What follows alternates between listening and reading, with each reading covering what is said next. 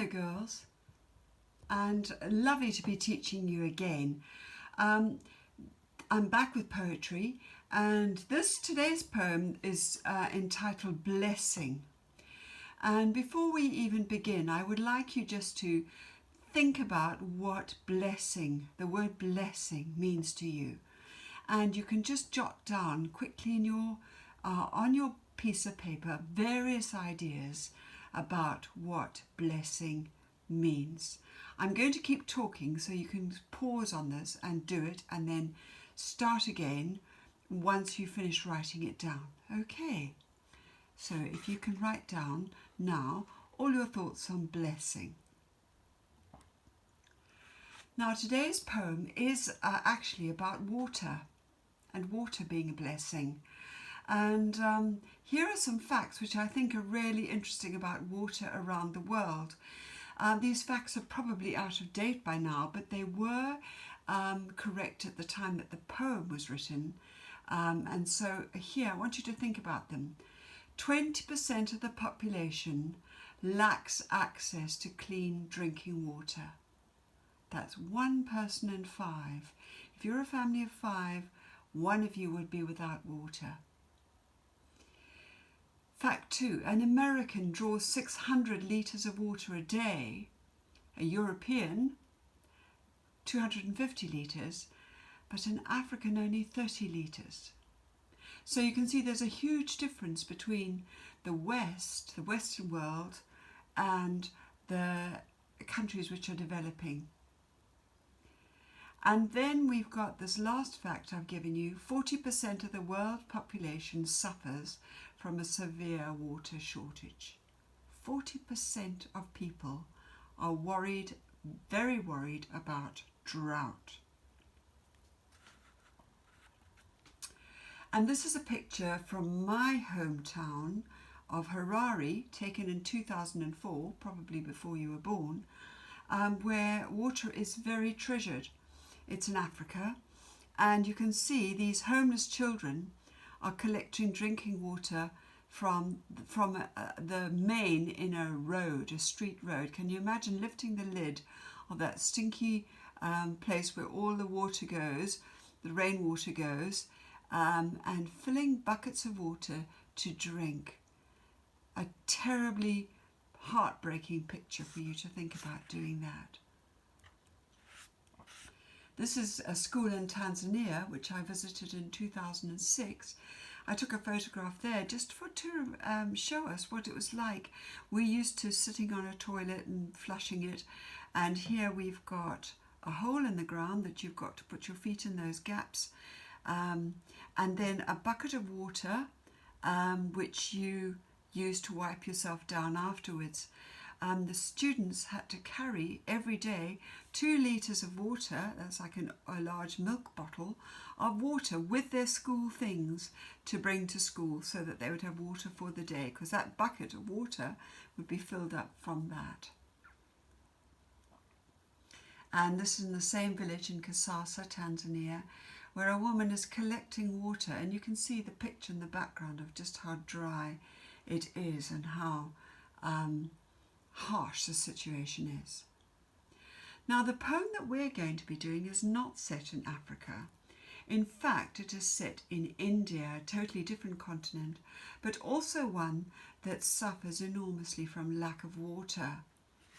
And the poem is written by a poet, here she is on the side here, Imtiaz Dakar, and you can tell that she's not of this culture from her name, and she set it in her hometown of Bombay. Bombay nowadays is called Mumbai, and she describes it as a city held together with sellotape and string. And I've just chosen 3 photographs of Mumbai, which I've put on the screen for you. You can see, I want you to picture, when we read this poem, these are the people we're talking about. This is the lifestyle we are talking about. And this is the poem, and you can go back and pause it and reread it for yourself afterwards. The skin cracks like a pod. There is never enough water. Imagine the drip of it, the small splash, echo in a tin mug, the voice of a kindly God. Sometimes the sudden rush of fortune. The municipal pipe bursts, silver crashes to the ground, and the flow has found a roar of tongues. From the hats a congregation. Every man, woman, child for streets around butts in with pots, brass, copper, aluminium, plastic buckets, frantic hands. And naked children, screaming in the liquid sun, their highlights polished to perfection, flashing light as the blessing sings over their small bones. Now, I've got some questions on that poem. I have got some simpler ones for those of you who find poetry a challenge. But for those of you who would like the challenge, I've added in more difficult questions for you to think about. So you can choose for yourself which level you want to try, or if you like, try the challenge. As I said before, you're going to be marking your own work and assessing your own work. At the end of the week, I will put up the YouTube clip with me going through the answers for you to mark. But give it a go, and here the questions are. I'm breaking it down. If you remember, we're sifting the poem: sense, intention, form, and tone. And at first, we're going to be looking at sense and form. Sense, knowing what's about, and form, going through it line by line and noticing details about it. So the first line: the skin cracks like a pod. There is never enough water. Your questions for the simple ones are: what is the problem explained in the first two lines? You'll see it is the same problem in many ways. One line is very factual and one descriptive. Now, can you work out which one is which? And then, which one do you think works the best? Which is more effective, in your opinion, that helps you picture what the scene is? There's no right answer in that, but I'd like you to be able to explain why you chose that particular answer. And your third question on the easier ones is: find the simile and the onomatopoeia. Onomatopoeia, if you remember, is where a word sounds like the sound it is describing. Your challenge question is this: what does the poet evoke or bring to mind with the words cracks like a pod? And I've got some pictures up there at the top to help you. You've got some very cracked earth, and you've got some dry pods that have burst open there on the left. In line 1, the word cracks like a pod are all monosyllabic. Cracks like a pod. What is the effect of this? Hard one, that one. But think about it and give it a go. Pause if you like before we carry on, but I'm cracking on. Imagine the drip of it, the small splash, echo in a tin mug, the voice of a kindly God. Now, the first question is: what do people dream about in the second stanza? All of that, what are they imagining? What are they dreaming about? And then your next question: this stanza begins with the word imagine. Now, why must we imagine it? And when do we imagine? When do you say to your friends, oh, imagine? And then here you've got a metaphor. What is the kindly God? We've got the voice of a kindly God. What does that refer to, the kindly God? And why voice? The voice of the kindly God. Your challenge question: what do you notice about the words drip and small splash? Why do you think the poet has chosen those words, done that, put them in that order perhaps. Think about that.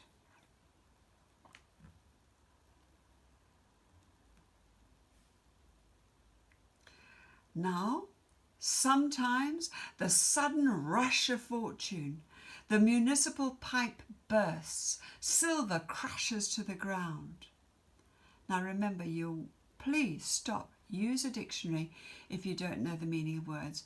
Municipal, you may well not know the meaning of that, look it up. What is the sudden rush of fortune? In other words, what happens in this line? Got a bit of a clue in the picture. And what do these words tell us about how the people feel about this thing that happens? And think about what I've told you about Bombay and the poverty there. And what is the silver? When it says silver crashes to the ground, what is that silver referring to?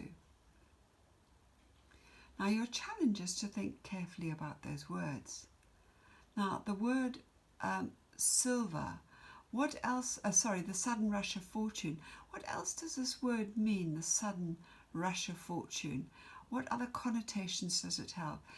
When do we have sudden rushes of fortune where silver crashes to the ground? And I've got you a little bit of a hint there. Think of Las Vegas. Think about what Las Vegas is.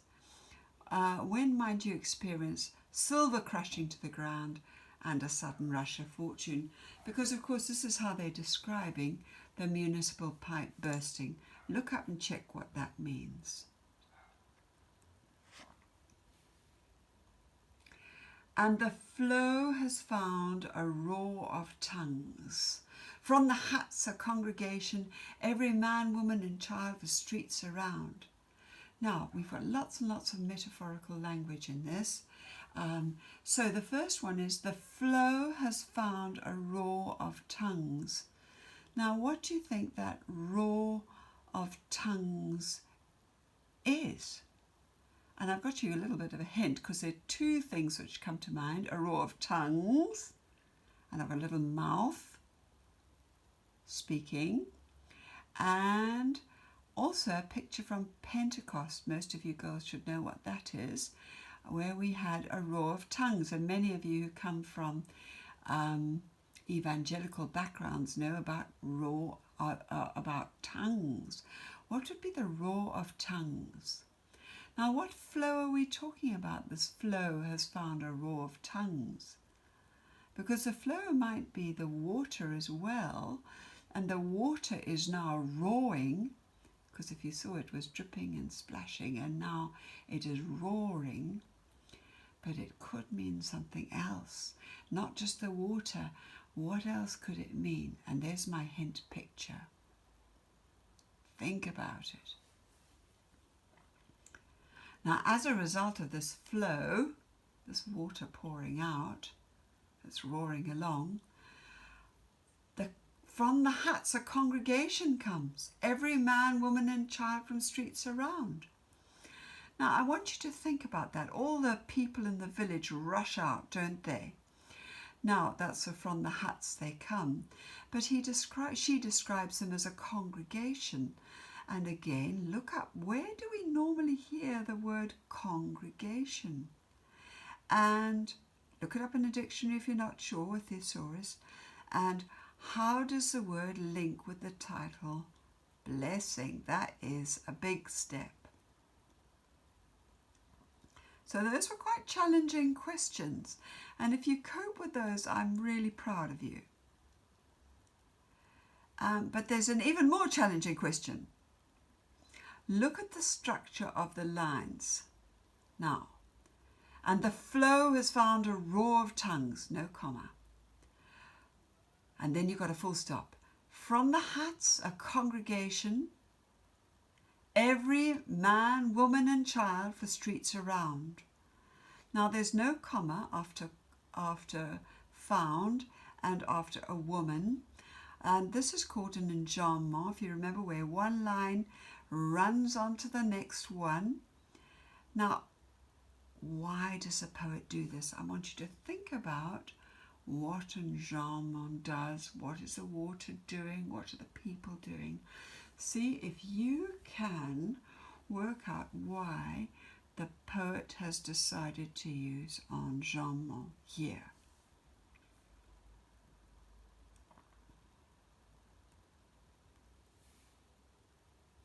Now the next half of this question, stanza is this.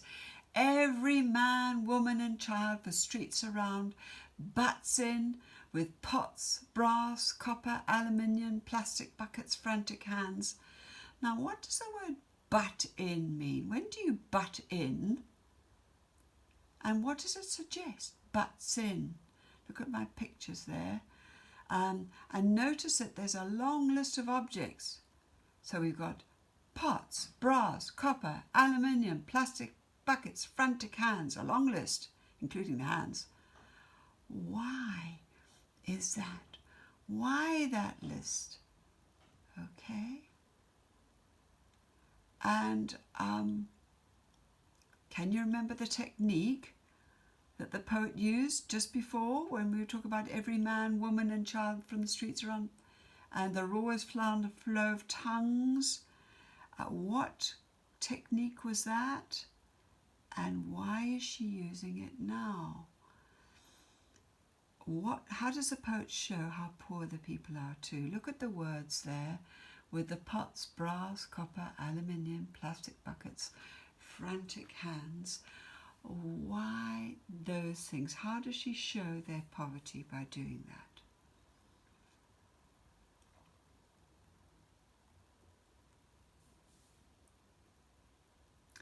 And naked children screaming in the liquid sun, their highlights polished to perfection, flashing light as the blessing sings over their small bones.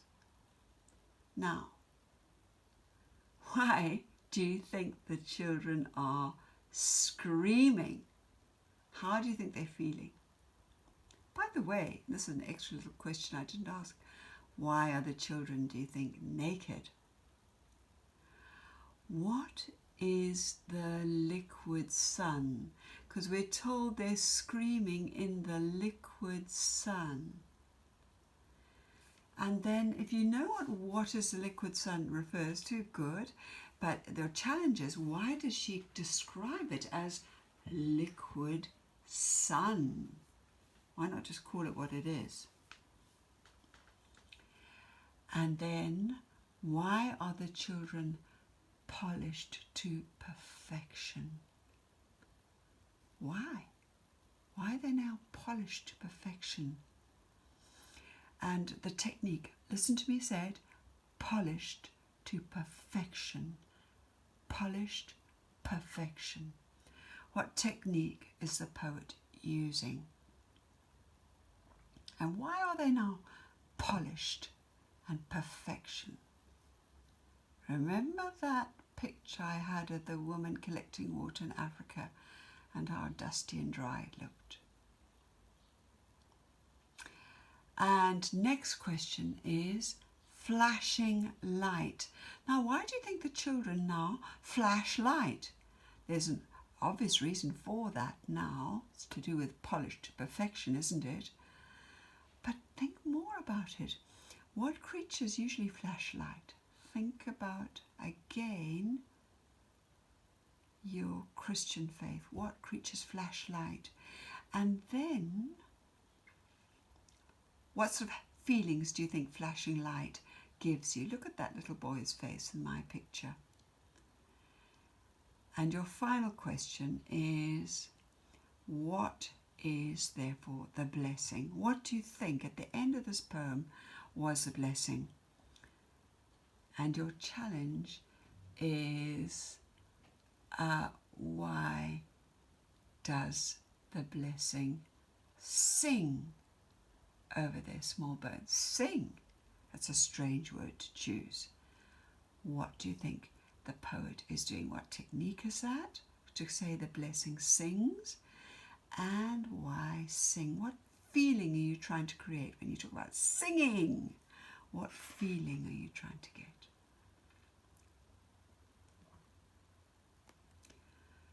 And then your final thing is intention and tone. We've done the sense and the form. So now intention and tone. As you can see, I haven't always gone in order: sense, intention, form, tone. I've done sense and form. Now I'm doing intention and tone. Now, the intention, what does the poet trying to achieve by writing this poem? Think about the title of the poem. The poem was called Blessing. And these are challenge questions, these intention and tone ones.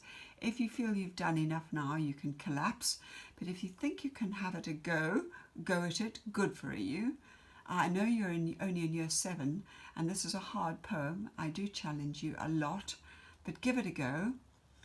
What does the poet intend to say about this unexpected source of water by calling it blessing? What do you think she's trying to say about it? And why?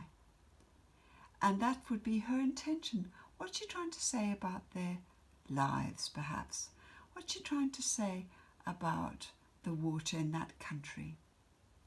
And then, can you pick out all the religious language she uses? Go through the poem again.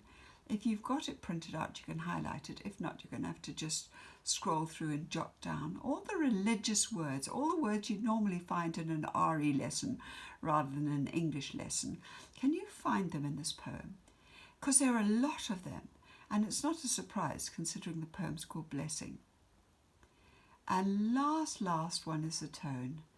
How do you feel after reading the poem? What do you think is your attitude to the people?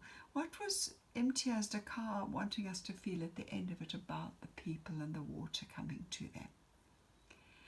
Right, now girls, I've finished that in a quick rush. I hope that you have paused this, stopped, replayed, because I've spoken fast, because otherwise it goes on and on. But take it at whatever speed you like. If it means pause, replay, absolutely fine. The key thing is challenge yourself, see if you can answer those questions, and my golly, if you can, and I've seen some of the work you did on Lone Dog, I'm so proud of you. You are doing really, really well. And I shall put on another, as I say, the answers towards the end of the week or the beginning of next. Okay, bye-bye girls.